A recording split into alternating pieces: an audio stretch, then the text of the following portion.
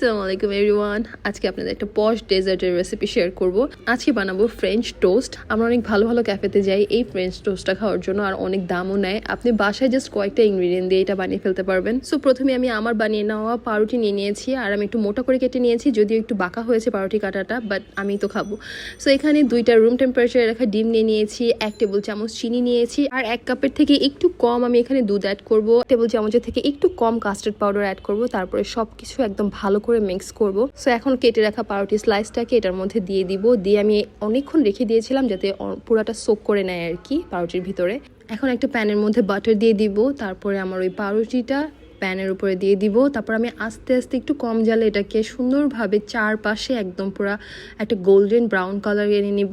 যেহেতু পাউরুটির স্লাইসটা আমি অনেক মোটা করে করেছি, এটার ভিতর পর্যন্ত কিন্তু ভালো করে কুক করে নিতে হবে। সো একটু সময় নিয়ে এই জিনিসটা করব।